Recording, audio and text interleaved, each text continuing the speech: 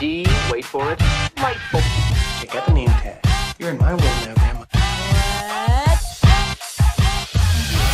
What's up, nerds, and welcome to my weekend review where I come to you every Sunday with 3 entertainment stories that I personally find interesting, and then we discuss them down below. Now, also down below, you can find the articles that I read to bring you this video, and you can read them for yourselves, or you can just listen to this video where I'm probably just going to read it to you. I just want to say also that if you like what I do here and you enjoy independent content here on YouTube, please consider subscribing to my channel. YouTube is always changing up their algorithm, and small channels like mine, we just keep getting shoved to the back of the line. So please ask that you like, share, and subscribe, and I thank you in advance. Alright, so now that we got the business out of the way, why don't we go ahead and get started on these 3 stories. So for my first story this week, alright you guys, so Stephen Amell is leading another show, and this time it's going to be the Suits spinoff called Suits LA. Now, I don't know if that means, because I don't know if you watched the show, but if you remember Mike and Meghan Markle's character, I don't remember her name, they moved to California from New York to do like pro bono work and everything, do-gooder lawyery stuff. Good for them. I have to be honest with you, the Mike character on that show was my least favorite character. I was like, he's like the star, like the co-star, but he's like my least favorite character. I liked Harvey way better. Okay, so let's go ahead and read this article. Now, this comes from Deadline, my favorite. And, and there's Stephen Amell right there. Love him. Okay, so it says, Suits LA casts Stephen Amell to lead NBC drama pilot. So this is just for the pilot, you guys, and a pilot is the first episode of a series, and they'll film the pilot. They'll test it. They'll show it to test audiences, and then if it does well, then they'll give it the green light, or they'll be like, no, we need to do reshoots, or they'll just cancel it altogether. It's not unusual. It's not unusual to cancel a pilot. Or show because of a pilot. All right. So it says, Arrow star Stephen Amell is set as the lead in NBC's drama pilot Suits LA, a new extension of the Suits universe from Aaron Korsh. Creator and writer of the original series, production is scheduled to start in late March in Vancouver. Now, real quick, with Stephen Amell, so he was on Arrow, which I loved Arrow, and I think this is good. Also, Suits is one of the reasons it's getting this spinoff is because it was super popular on Netflix. Netflix got the rights to it, and then it just blew up like a bat out of hell, like nobody's business. Like, it was number one, for a long time, because people were just watching it and they were binging the whole series. Now, eventually it did fall from number 1. You can only stay on the top for so long. And so so they were like, well, why don't we do a spinoff? Because if we do a spinoff, then maybe Netflix, then they can get some more viewership on there. Okay. So it says Suits LA centers on Ted Black, Amell, a former federal prosecutor for New York. Ooh, he's from New York too, just like Mike and what's-her-face, Megan, who has reinvented himself representing the most powerful clients in Los Angeles. His firm is at a crisis point, and in order to survive, he must embrace a role he held in contempt his entire career. Ted is surrounded by a group of characters who test their loyalties to both Ted and each other, while they can't help but mix their personal and professional lives. All of this is going on while events from years ago slowly unravel that led Ted to leave behind everything and everyone he loved. Ooh, I wonder what that's going to be. Well, that's a fun little picture right there. Suits LA. I wonder who all these people are. So it says, Amell's Ted Black is described as a charismatic force of nature who puts his own needs above others.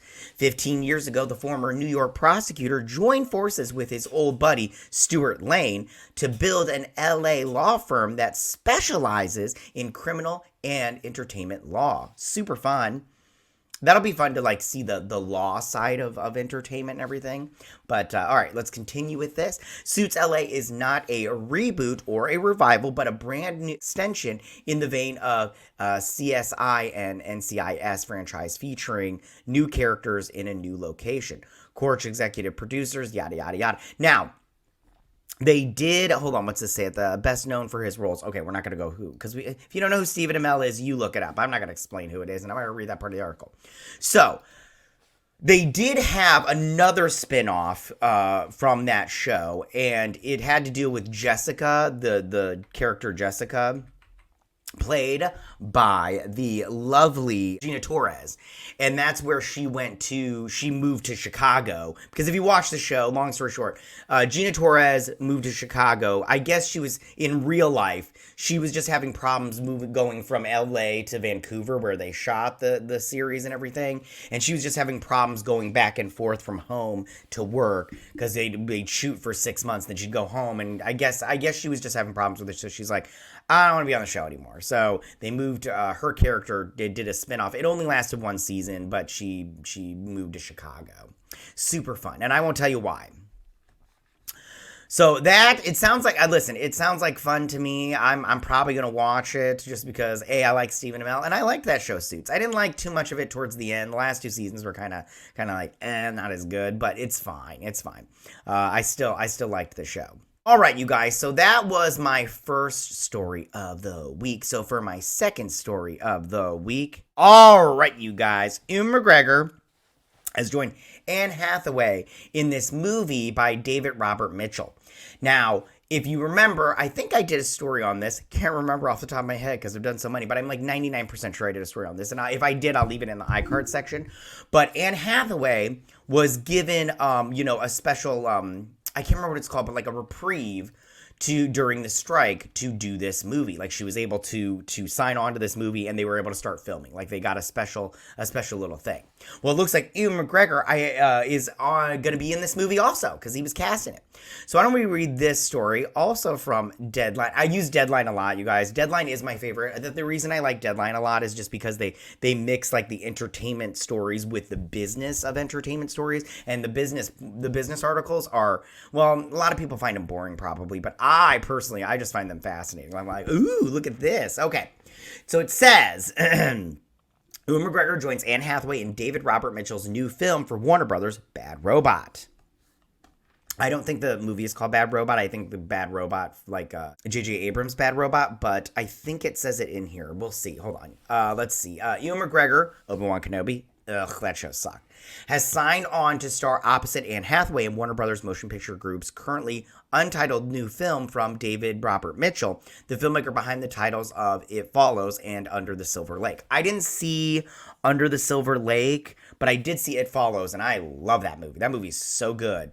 They keep talking about doing a sequel, and I hope they don't, because that movie is just perfect by itself. Anyways, Pic's logline is under wraps, though its logline is like Spider-Man. With great power comes great responsibility. That would be the log line would be underneath that, or Ewan McGregor fights Anne Hathaway in a one-on-one street fight to save the world. And you're like, okay, great. Anyways, okay, as described as a thrill ride to be shot in IMAX. Yay. I love how they always say that, to be shot in IMAX, like we give a shit. Mitchell will direct from his own original script and produce alongside J.J. Abrams and Hannah McKella for Bad Robot. Now, I just want to say right now, I'm already not interested. Anything that has Bad Robot in it and J.J. Abrams, I immediately go, not interested, because J.J. Abrams is a hack and I hate him, so it's probably going to be bad. But we'll see. I'll have to see a trailer to tell you my absolute thoughts. Anyways. And Jackson Pictures, Matt Jackson, good for you, Matt Jackson. Nobody cares. So it says, recently reprising his role as Jedi Master Obi-Wan Kenobi in Disney Plus's Emmy-nominated limited series of the same name. It was shit, pure shit. I'll leave in the iCard section, my reviews of those. That show was pure trash. McGregor won an Emmy for his starring turn in Netflix in Halston. Very good, by the way. Go watch Halston. That was good. I liked that a lot. Also appearing in the films like Birds of Prey, crap, Dr. Sleep. I actually like Dr. Sleep. And Christopher Robin. Oh, I love Christopher Robin. So good and charming. He will soon be in the Showtime Paramount Global miniseries, A Gentleman in Moscow.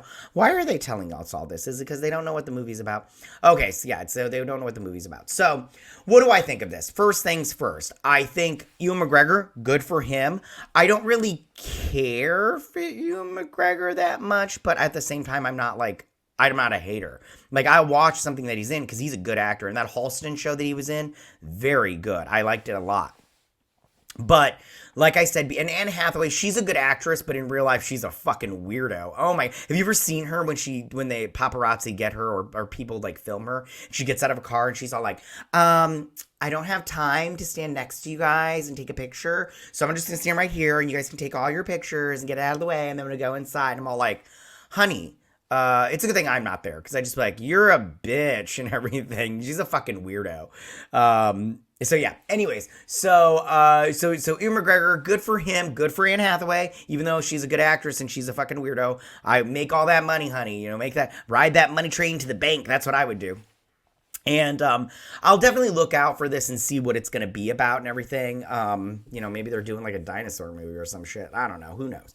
But let's see where this goes. But my biggest, concern is the J.J. Abrams thing and the Bad Robot. Anything to do with that. If they're just financing and they're not doing anything with like the writing or the directing or anything like that, I'm fine with it. Then it'll be fine. But if they have any sort of artistic, they get the fingers in the pie or they start cooking in the kitchen, I will have a problem because then I just go, ooh, your project's screwed. Your project is screwed so hard and not in the way you want it, baby. So that was my second story of the week. So for my final story of the week, alrighty. So they have announced the confirmed the cast for Fantastic Four. Now, I had done a video about this, a little while ago, and the cast wasn't confirmed. It was all rumors.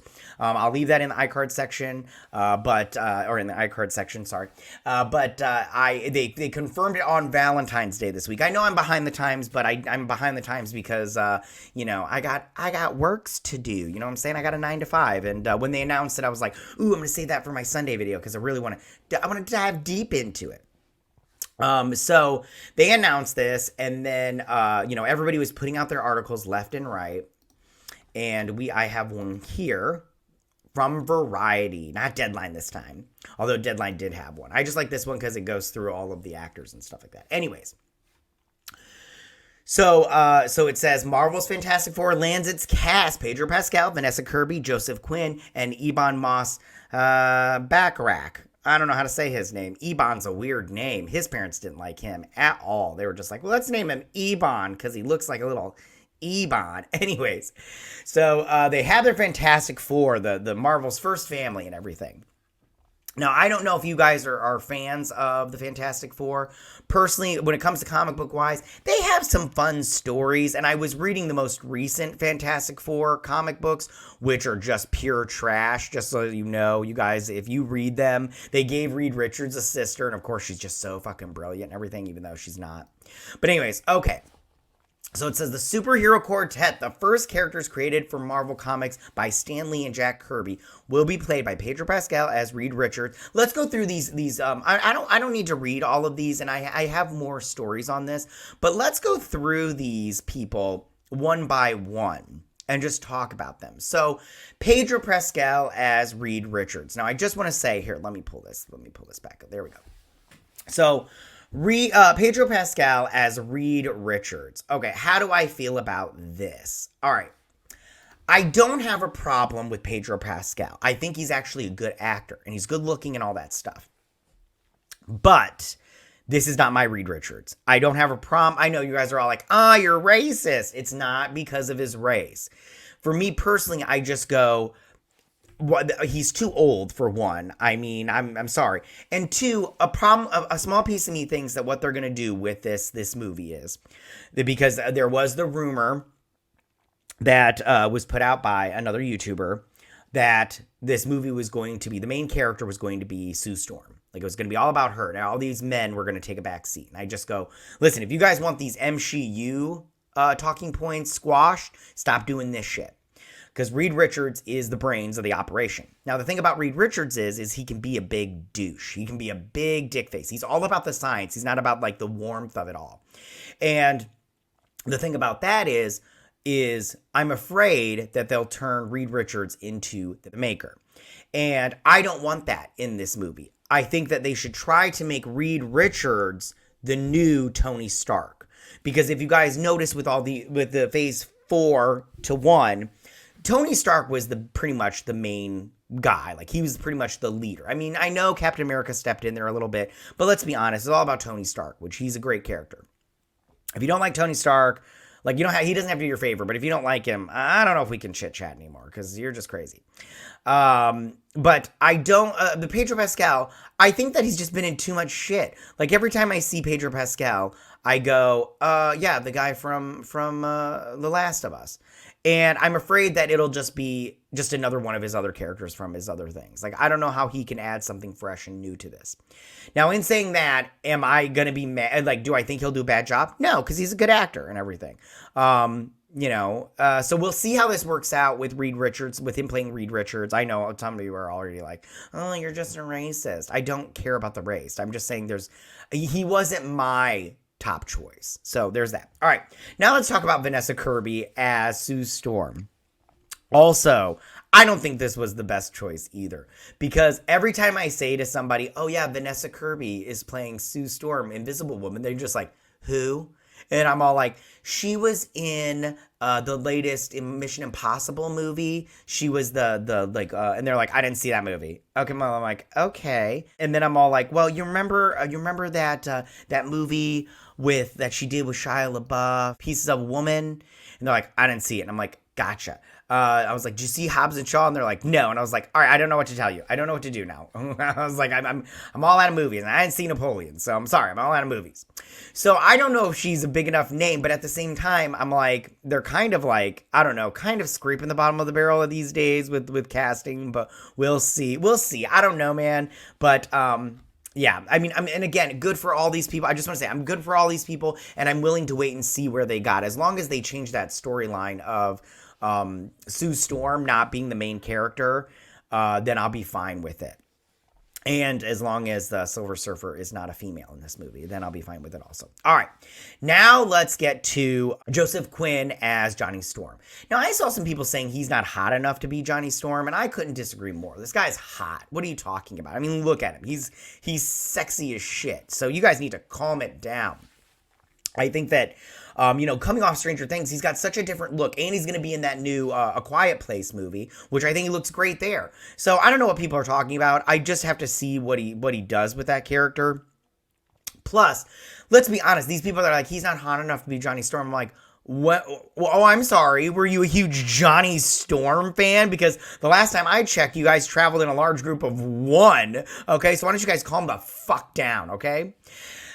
So we'll see how that turns out. So I think that that's great. Now, as far as Ebon, oh geez, how do you say his name? Ebon Moss-Bachrach. That's what I'm gonna say, Bachrach. So he's a good actor. I really enjoy this actor. I think he's great. I think he's. I haven't seen The Bear that he's on that show, The Bear. I haven't seen that show, but I hear he's good on that show. And I think that overall, I think really he's just fantastic. So I'm excited to see what he does with that, because he'll be like digitally over or whatnot, and all that stuff. So let's just see how it works out, okay? Now, what I want to look at now is hold on, I'm going to pull myself down. I want to look at this picture, okay? So this is I did a close-up of the characters. So they put these guys in these outfits, and I think it's very interesting what they did here. And so this is what they put out there. It's a Valentine's Day thing or whatnot. And it's very charming. And I wish they would do more posters like this. I thought this hand-drawn poster was really actually like kind of charming, and I liked it a lot. So we'll start off over here with Ben Grimm. So he's wearing like a polo kind of sweater. Oh, there's their little robot guy. I don't remember his name off the top of my head, but he like helps him out and everything. He's like their version of like Jarvis, but he's actually like a robot. Anyways, so there's Ben, and then you can see his little astronaut. Him as the astronaut right here. And I think also, I think this guy's good looking, so we'll see. But he just, in all honesty, he just looks like the Thing, just in his sweater, which he looks great. It's fine. It looks great. I like it. Then we got Johnny Storm in his outfit. He just looks the same thing. He looks like he's just in blue normal clothes. The thing I want to look at is Reed Richards and Sue Storm. So they are in these like sweaters, like almost like they're turtleneck sweaters with the Fantastic Four logo on it.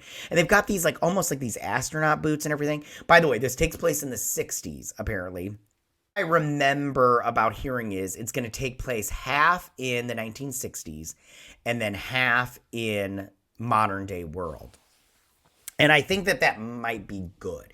I also saw or read or heard something about how this was in an alternate universe. Like this isn't the 616 universe, which I just go, you know, man, they are just doing some crazy things. Are they? And this is my whole thing. Are they going to do a thing where they have this movie and then they have Secret Wars and then they just bring all the characters into one world and then it's all like they were there from the first place? I don't know how they're going to connect all this shit together and then throw the X-Men in there. It seems like a lot of gobbledygook to me. But anyway, so let's focus on this movie. So as far as casting goes, sorry, I've talked so much, but as far as casting goes, I'm not upset about this. I think it's fine, you know, but it just goes back to, were you like a huge Fantastic Four fan? Because I don't know too many of them, you know. I mean, even myself, I like the Fantastic Four, but I haven't read like an overwhelming amount of comic books about them, you know. I mean, I did read the Silver Surfer stuff with them in them because Silver Surfer is my favorite character and he's supposed to be in this movie along with Galactus. So, but we'll see. I'm interested in seeing where they go from here and what they do, but we'll see how that turns out. But I don't know. We'll see. Let's just see how this all turns out and how it all does. All right, you guys, so those are my 3 stories of the week. Tell me, what do you guys think about all of this? How do you feel about Stephen Amell joining being the lead of this Suits LA spinoff? Is this something that excites you? Do you love Stephen Amell? Do you love Suits? Are you going to watch this? Are you excited for the whole thing? Do you hope that the pilot takes off and then it gets a full series and everything? Or are you just like, no, I watched Suits, I'm done. I don't need another spinoff, and I'm not really a huge fan of Stephen Amell. But me personally, I love Stephen Amell. I think he's great, so I will definitely be watching this. Also, tell me, how do you guys feel about Ewan McGregor joining Anne Hathaway in this movie from David Robert Mitchell? You know, is this something that excites you? You know, if you heard about what the movie is about, tell me what it is, because I didn't, and I'm not going to go searching for it. I'll wait for a trailer or more news or whatnot. I'm not going to go sleuthing for it and everything. But how do you feel about that? Are you a fan of Ewan McGregor? Are you a fan of Anne Hathaway? Or are you like me? I'm like, I like Ewan McGregor and Anne Hathaway as actors. I don't really know Ewan McGregor. I don't know. He cheated on his wife, so I don't really like that at all. But, and Anne Hathaway, like I said before, she's a big fucking weirdo. So I just, like, I'll watch a Devil Wears Prada too, but I'm not interested in watching her give interviews because she's just crazy weird and everything. And then finally, how do you guys feel about this look at the casting of the Fantastic Four movie? Do you think this is good casting, bad casting? Do you like everybody in it? Do you like some of the people in it? Do you agree with many of my thoughts? Disagree with me 100% about my thoughts? You know, who would your fan casting be if you could have cast this movie?